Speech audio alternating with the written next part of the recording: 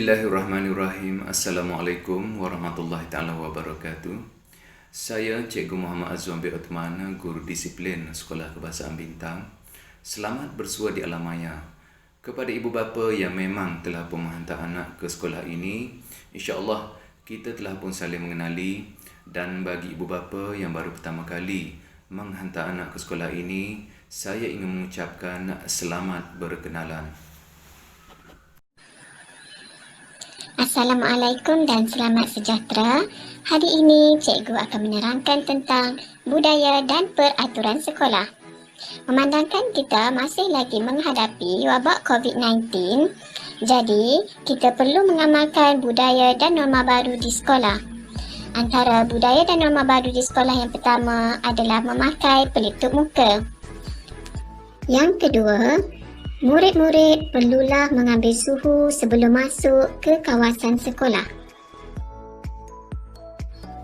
Yang ketiga, murid-murid perlu menjaga jarak dan tidak bersentuhan dengan kawan-kawan yang lain.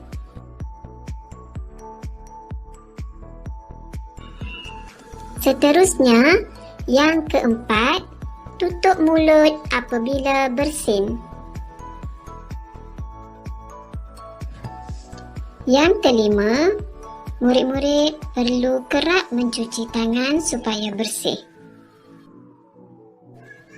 Dan akhir sekali, yang keenam, pastikan tidak menyentuh muka dengan tangan yang kotor. Apabila murid-murid sudah dapat hadir ke sekolah nanti, terdapat juga beberapa peraturan asas di sekolah. Antara beberapa peraturan asas sekolah, berpakaian lengkap, berkelakuan baik, datang ke sekolah awal waktu, tidak membuang sampah merata-rata, tidak bermain di kaki lima, tidak keluar kelas tanpa izin guru, dan maklum sekiranya tidak dapat hadir.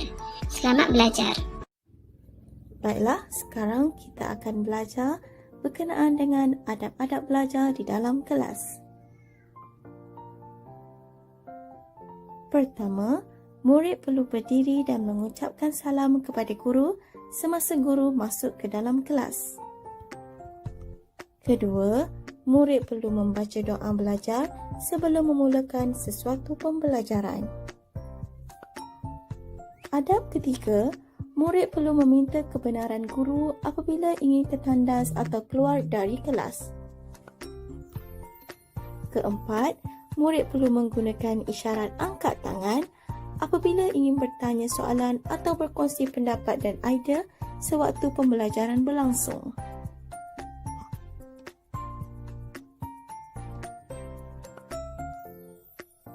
Adab kelima, menyiapkan tugasan yang diberikan oleh guru dengan kadar segera.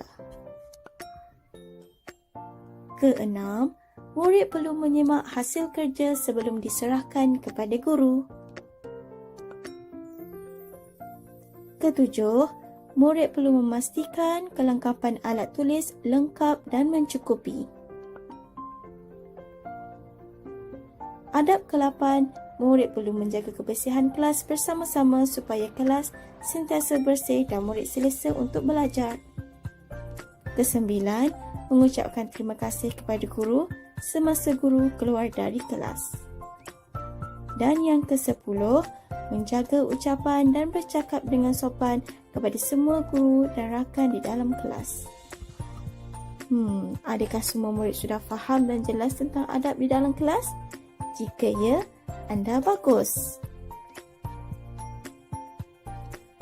Baiklah, sekarang ini kita lihat pula kepada amalan 3S dan terima kasih di sekolah. Baiklah murid-murid, apakah itu 3S? Jom sama-sama kita belajar. 3S ialah yang pertama, senyum.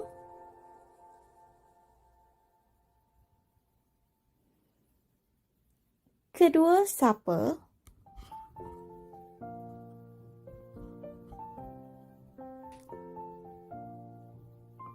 Ketiga, salam.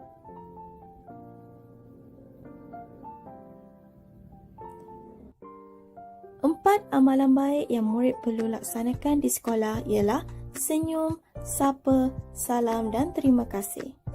Antara kaedah pelaksanaan amalan 3S dan terima kasih di sekolah ialah apabila murid tiba di sekolah, murid akan disambut dengan senyuman daripada guru-guru dan pengawas bertugas.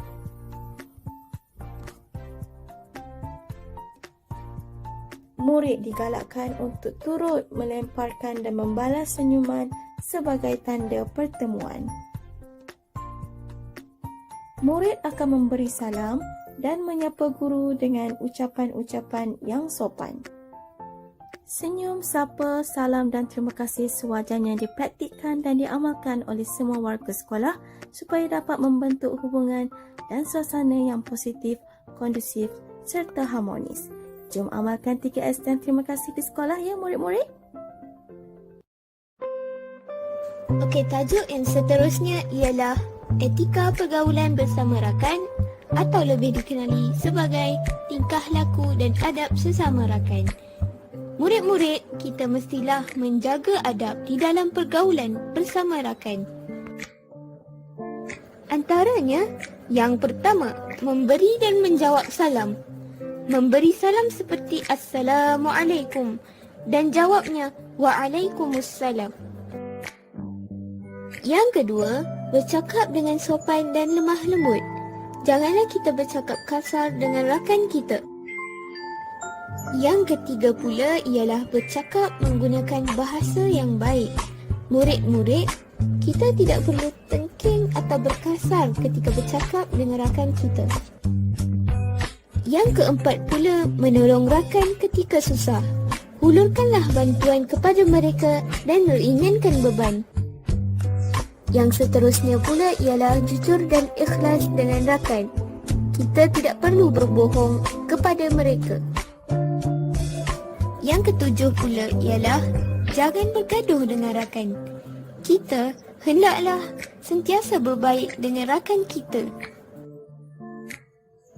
Yang ke-8 pula ialah bertanya khabar dengan rakan. Murid-murid, kita hendaklah sentiasa bertanya khabar dengan rakan sama ada dia sihat atau dia sakit.